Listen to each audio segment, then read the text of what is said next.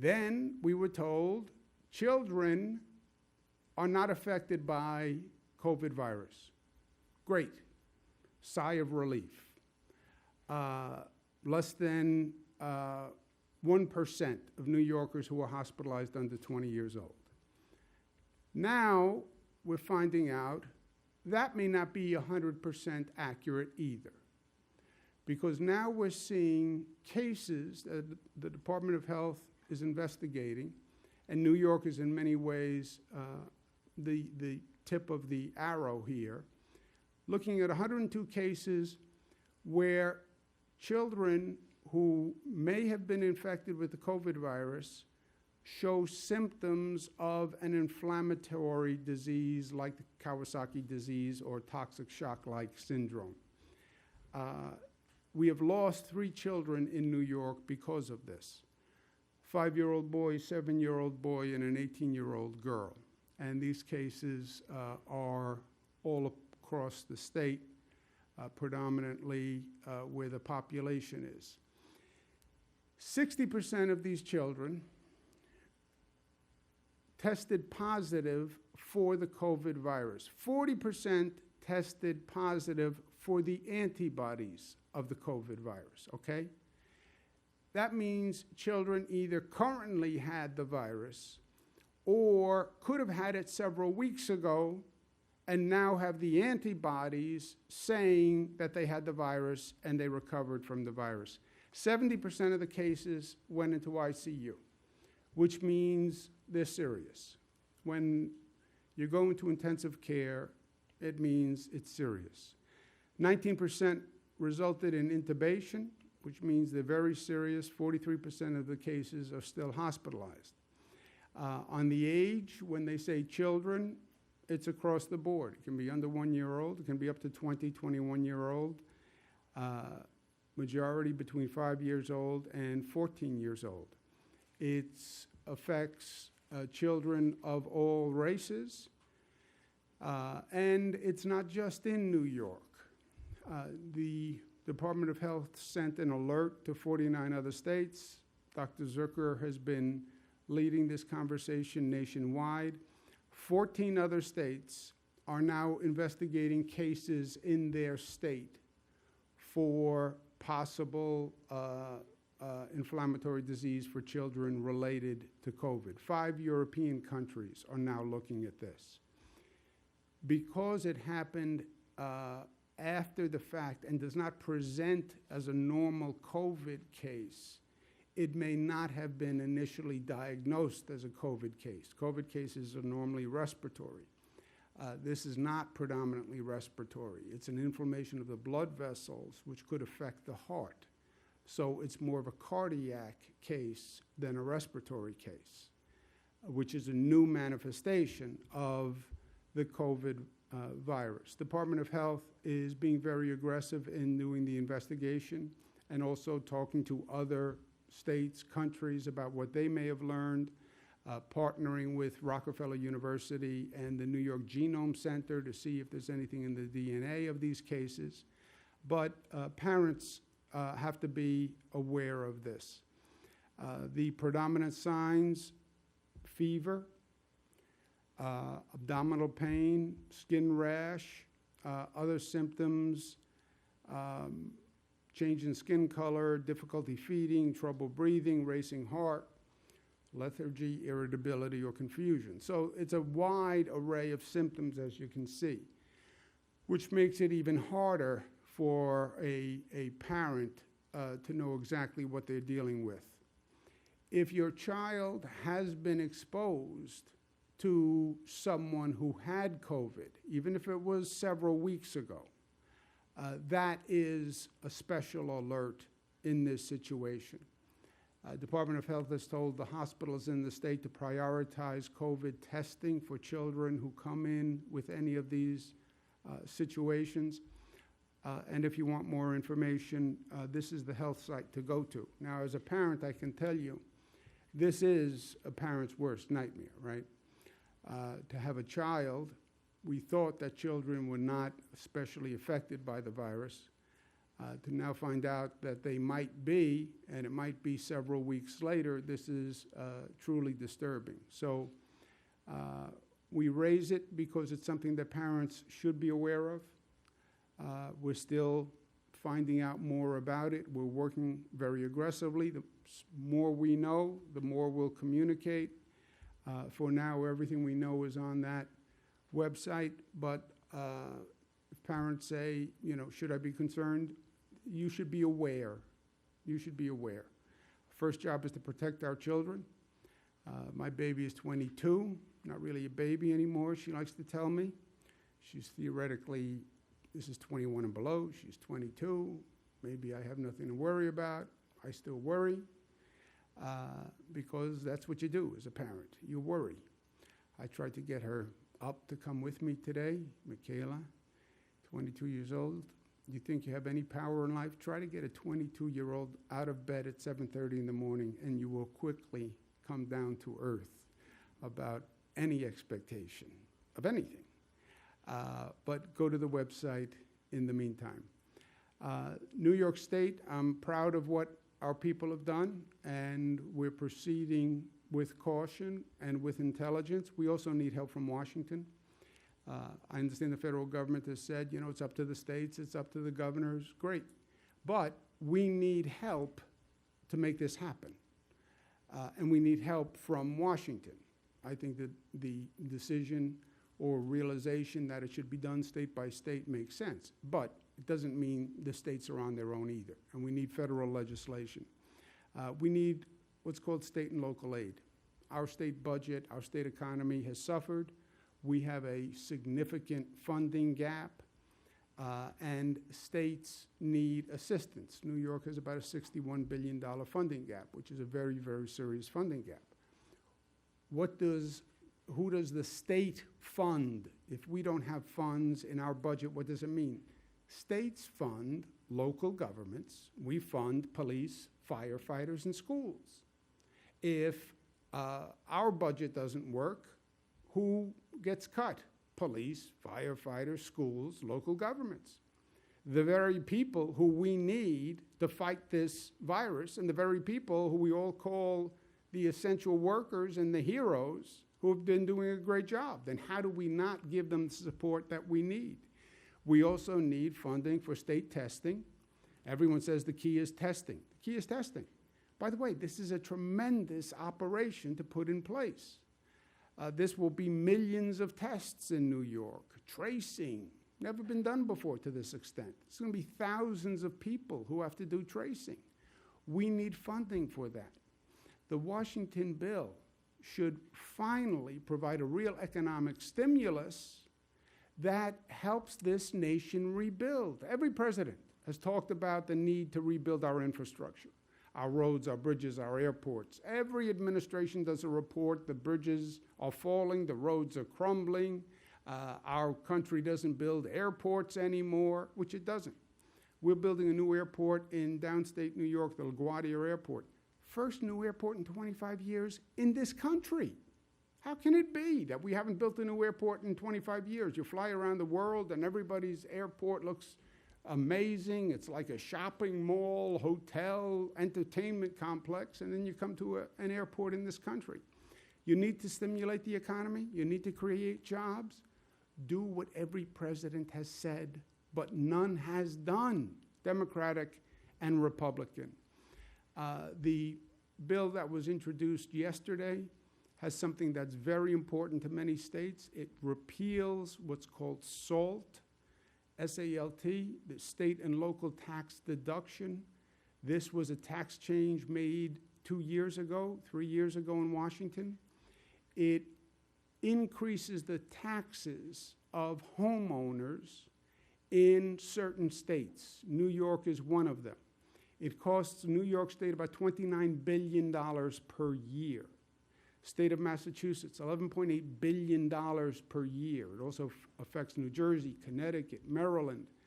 That is repealed in this bill that the House put in. It's the single best piece of action for the state of New York. And we have representatives who know this very well in Representative Lowy and Representative Neal. I applaud them for putting it in. They have to make sure it's in the final bill, because the only thing that matters is what's in the final bill. But that is good news in this bill. And the need for state and local aid, this is not a Democratic-Republican issue. You have Democratic governors, you have Republican governors. All governors will say they need assistance from the federal government. The governors work together in an organization called the National Governors Association, NGA. The chairman is a Republican, Governor Hogan from Maryland. I'm the vice chairman, Democrat. Governor Hogan and I did a joint statement on behalf of all the governors saying, we understand what we have to do, we're prepared to do it, but we need help from Washington, and we need that state and local funding. So this is not a partisan issue. Something else that Washington has to do, which is very important. Special interests always rear their ugly head. And these bills that are coming out of Washington, they have a lot of funding to get the economy running. A lot of money for big businesses, and a lot of money for millionaires, and a lot of money for large corporations. I fear what is going to happen is that corporations are going to use this pandemic as an excuse to lay off workers. They're already telling analysts that their profits are going to go up because they're going to reduce their payroll. So you'll have Americans who are now out of work, who think they're going to get their job back, but the corporation is going to announce, by the way, we don't need all those employees back. We're going to reduce our number of employees. And you'll see layoffs for Americans. We went through this before. 2008, we had the mortgage fraud economic catastrophe, right? And we bailed out the banks. I was Attorney General at the time. So many banks took the bailout from taxpayers and then gave themselves bonuses, or gave their employees bonuses with taxpayer dollars. And as Attorney General, I had to bring actions against these corporations to get the money back. How absurd. They create a financial catastrophe in 2008 because of these mortgage scams and mortgage frauds. Taxpayers bail out the corporation, they turn around and use the money to give themselves a fat paycheck, when they're the ones who caused the problem in the first place. So we made this mistake before. We can't make this mistake again. I did an op-ed today in the Washington Post that speaks just to this. You want to provide subsidies to corporations? I understand that. Make sure the subsidies are tied to worker protections. Very simple. If a corporation gets a check from the government, that corporation must not lay off any workers. Have the same number of workers after the pandemic that you had before the pandemic. And don't think taxpayers are going to subsidize you, Mr. Corporation, so you can then lay off workers. And then the taxpayers can then pay for that. I call it the Americans First law. No corporate bailout if you're going to lay off workers. And it's going to be introduced by members of the New York congressional delegation. And I'm very proud of them for their leadership. If we get that Washington bill passed, then it's going to make a significant difference, because it's going to give states the ability to do what they need to do to reopen. And we can take it from there, because we are New York tough, which is New York tough and smart and united and disciplined and tough enough to love. Thank you. Questions? Governor, good afternoon. Jeff Cole from Channel 7 here in Watertown, hoping to be able to ask you a couple of questions. First, welcome to Watertown, and welcome back to the region. It's good to have you here. First question, what's the future of state prisons? The budget gives you the authority to close as many as you see fit, and now that we have this political climate and the fiscal climate, many corrections officers' families have a lot to worry about. They're worrying perhaps about their job at a state prison right now. What do you tell those communities that host them, the COs, their families? Is it still on the table, and if so, how many? Well, first I say to them, I thank them for the service that they've been doing. Again, I feel very passionately about the frontline workers, the essential workers who've been showing up every day. Nobody wanted to stay home, but you know what's worse than staying home? Going to work in the middle of this pandemic when nobody even knew what the virus was about or how contagious it was, and they still showed up. They still showed up to manage the prison system. I'm glad the results we've seen show that we did what we had to do to protect them, and they protected themselves. But that's good news. As far as the state budget is purely going to be a function of what we get from Washington. We have a $61 billion deficit. There is no way I can make up that deficit. I am very good at controlling costs. You look at how our state budget has gone up year to year. It's gone up at a lower rate than any past governor. So I'm proud of that. But I can't make up $61 billion.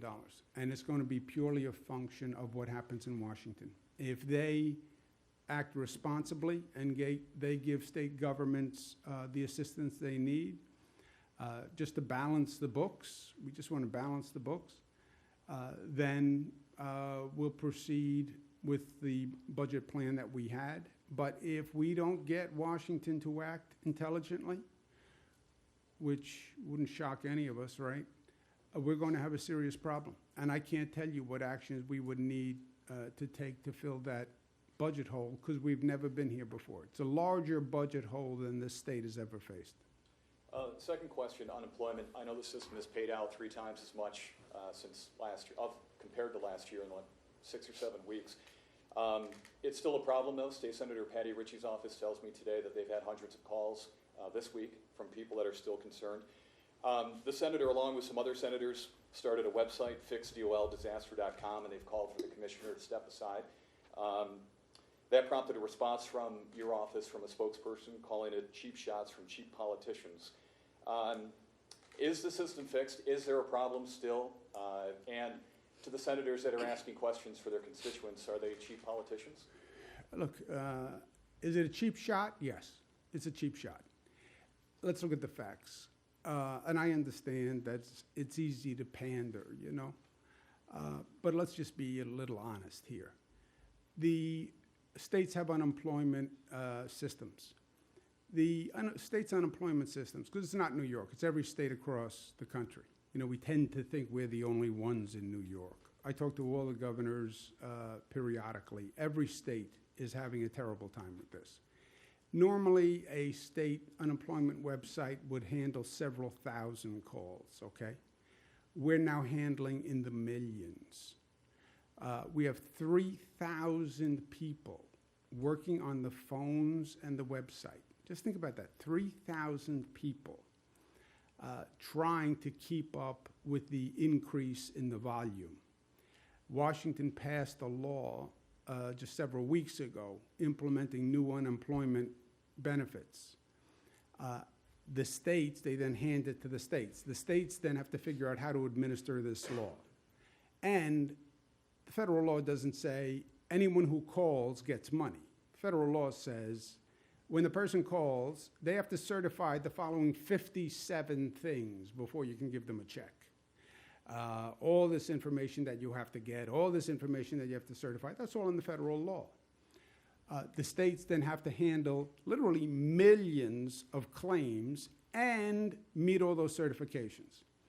It crashes the website. It crashes the new website. We literally have the people from Google who come in to redesign a website to handle this volume. Every state is going through this.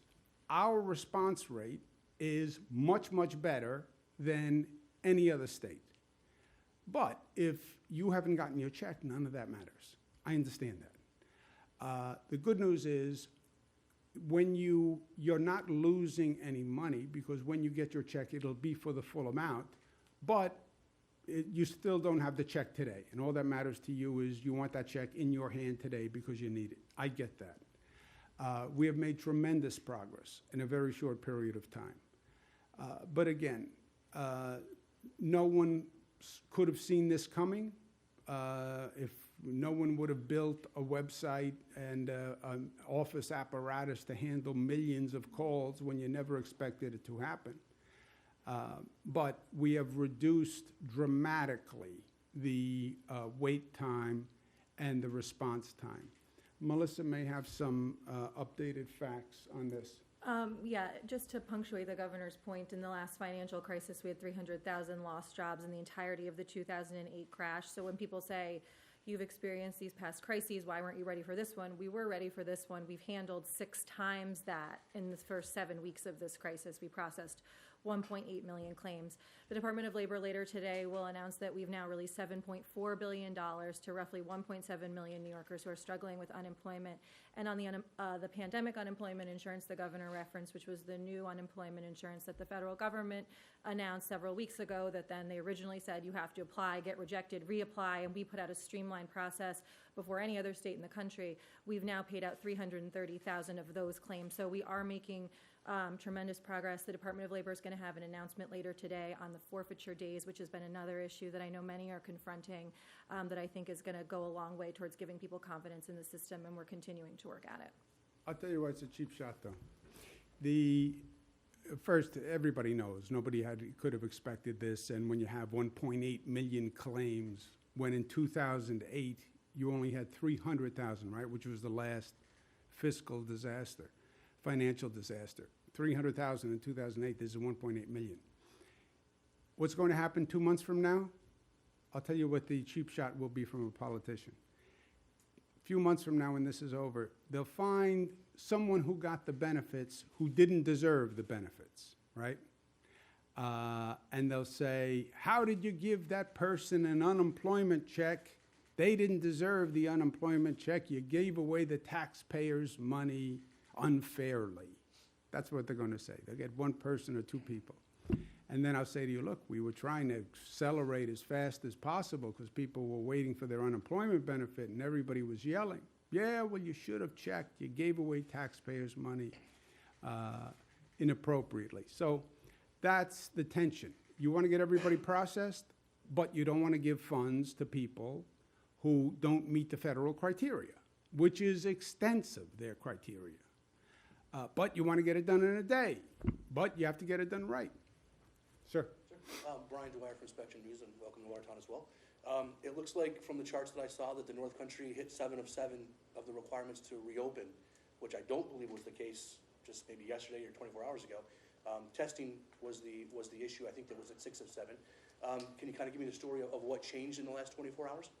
Sure. So the testing parameters that we're using to determine whether or not a region is prepared to open, it actually came directly from Dr. Birx and the White House Coronavirus Task Force. As the governor has continued to note, we do everything on the facts and the metrics and the data, and ensuring that a region has appropriate testing capacity to be able to gauge what's going on is critically important. They laid out that we should have 30 tests per 1,000 residents tested monthly. The North Country had been just beneath the 419 that is needed for the North Country, but as of yesterday, we hit 454 tests, and so now the North Country has met the criteria, and moving forward, we are confident that they have the testing capacity they need to reopen. For a long-term Yes. solution, there are enough testing. Yep, it's per day average over the past 7 days. Yeah, but just a caveat. I'm all about the caveats nowadays. Because you see, they tell us a fact, and then the fact turns out not to be the fact, right? So we're reopening, but remember what Dr. Fauci and the experts say, there's a danger of reopening too soon. We are reopening on the metrics they gave us. We hit all the metrics. That's the 7 out of 7. But that doesn't mean, okay, we're done. We're reopening. Monitor every day. And that's the regional responsibility. Look at those numbers every day, see what's happening with those numbers every day, and respond to those numbers. And that has to be done right here at home. And that's the responsibility of every county and every person. Wake up, have your coffee, go online, look at those numbers. Because that is a function of what people do. And that has to be watched every day, and you have to calibrate your level of activity by every day. So it's not, okay, we were reopened and now we're reopened, period. You're reopening as long as it's not too soon and it is done right. People get cavalier, people get cocky, people get arrogant, they forget the pain we just went through. We'll be right back in the same situation. Is it possible for the numbers, because I know that yesterday they were 500 or so tests short. Are there now enough tests in the North Country to guarantee that number doesn't go back below? Yep, we're working with the county leadership to make sure that they have the test kits and the reagents they need to stay above that 419 number. Once you have the testing capacity, you won't lose the capacity, or you shouldn't lose the capacity. It's now what those tests say every day, right? That's what you're looking at. You're looking at how many tests positive, what's happening on the hospitalization rate. And that's how you're monitoring whether or not you're making progress or you're going backwards. Governor, Julie Ritchie with North Country Public Radio. As you know, the North Country houses a large portion of the state's inmate population. You mentioned earlier in your briefing about testing of correctional officers, but right now the state's only testing about 1% of inmates, and we have an outbreak at least at one of our facilities up here.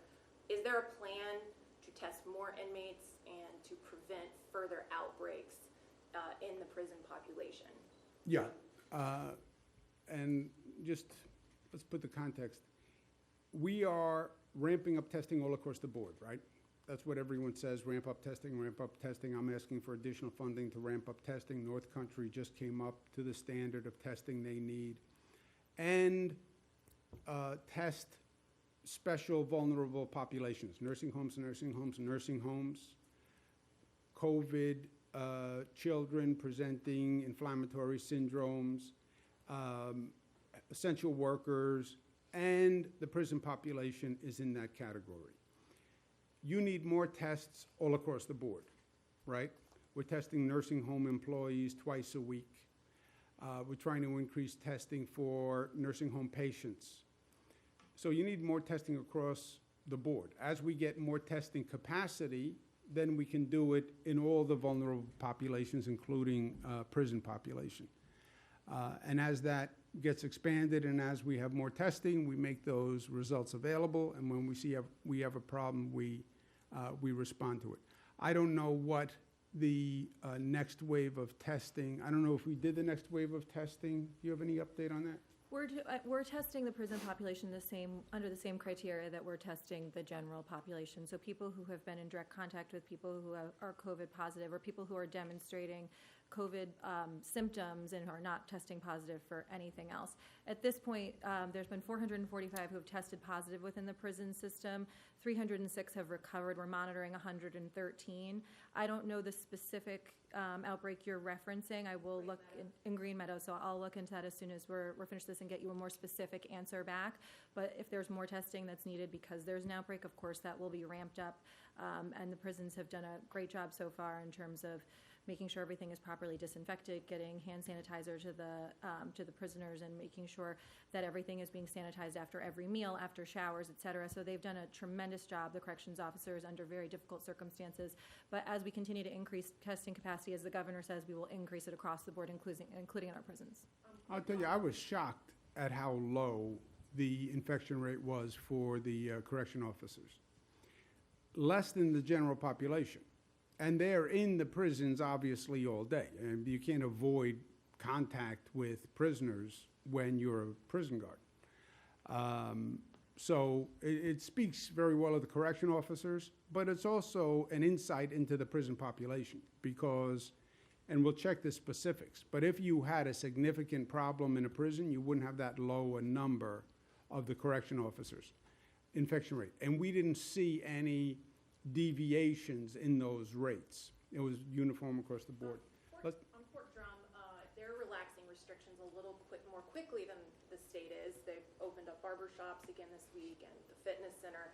Does that undermine or conflict with what the state is trying to do when you have this large population here in Watertown moving a little more quickly than what you've laid out? Look, I hope they're right. I hope they're careful, right? You have a lot of states that are moving quickly. I understand the pressure. I feel the pressure. I get it. I get it in stereo. I get it. I understand it personally. I understand it socially. I understand it economically. And as governor, the state is taking a terrible beating every day. That economy is slow, right? Because the state budget is just a function of the overall economic budget. And I don't know what Fort Drum is doing in particular, but look, the CDC came up with guidelines that said, the federal government said, but this is a federal government that's very aggressive about getting the economy going. And that federal government came up with CDC guidelines that said, don't start to open unless X, Y, and Z. And some states are opening even though they didn't meet X, Y, and Z. I don't understand that rationale, right? No one says that the president isn't very aggressive about opening the economy. His agency, the CDC, said you have to hit X, Y, and Z. So I'm saying we have to hit X, Y, and Z. That's our criteria, basically. So I can't speak to anyone else. And again, I don't know what Fort Drum is doing or not doing. Last question. Hi, I'm Rachel Burt from the Watertown Daily You have a Times. very attractive mask. I have Thank this you. very boring, bland mask. Yeah, this used to be a dress, and now it's a mask. That is a nice one. So California announced that the state colleges will not be opening for the fall, and they will be all online at least until January. So given that New York has a similar structure, do you see us following suit with SUNY schools, and when do you think that decision will be made? I don't know. I don't know. I understand what California did. This situation changes. My perspective is this situation changes so fast, and the facts change, and assumptions change, and everything changes. Where are we going to be in September? I don't know. I don't know where we're going to be in August. I'm trying to figure out June. I understand schools need a lead time, and they need to plan. We've told our schools, plan on how you will reopen for the new normal. Because think about how dramatic it is in a school, right? You have 300 kids in a classroom, in a college lecture hall. Okay, now you can't have 300 kids in a lecture hall. Well, how many kids can I have? Well, I have 6 feet social distance. That means you can only have 72. All right, how do you run courses now with not having a gathering of students? How do you have a cafeteria without a gathering of students? So we told them to plan for a new normal. But I want to see what happens between now and then, get some more data, get some more information, respectful of the time the schools need to actually plan. But I'm not ready to say what we should be doing in September on schools. Okay? Okay, really the last. Really quick. Only because you have another very interesting mask. Thank you, I made it. Did you make it? Yeah, I think so. Starting with the requirement for nursing homes to be testing employees 2 times a week. Some local officials here expressed concern about not being able to have enough tests to be able to do that. Does the state plan to supply the test, or what do you do to help in that situation? Yes. Look, nursing homes are the most vulnerable people in the most vulnerable place. I know they're not happy about testing. Some people are not happy. Well, some people are never happy, so put them aside. Many of them in my own family. The next group, I know many people are not happy that we said nursing home staff has to be tested twice a week. This is the most vulnerable population. And if you only test once a week, let's say the test is on Monday, that means somebody could get infected Tuesday and go to work Tuesday, Wednesday, Thursday, Friday, Saturday, Sunday, and infect people. So twice a week is not that dramatic. We will help them with the number of tests. The test will be no cost to the employees. And yes, it's a inconvenience, it's a pain in the neck, but we'll help them get the tests. And it is an extra activity, but I think, look, we have to be able to say We did everything we can, right? We have to look at that death number every day. 166 people died. The only way you put your head on the pillow at night is you say, I did everything I could. They had a hospital bed, they had the best nurses, they had the best doctors, they had ventilators, they had the best treatment. We did everything we could do. Up until today, as I am before you, I can look you in the eyes and say, we did everything that we could. As a society, you can't save everyone. You're going to lose people. That's life. That's somebody else is in charge of that. Much higher pay grade. But we did everything we could. I want to make sure the same is true until this is over. We did everything we could. And testing staff twice a week, yes, it's onerous, and I understand it's a pain, but we have to do everything we could do, and testing twice a week, I know we can do, and I will help them get the tests if they can't get them. Thank you very much for having us.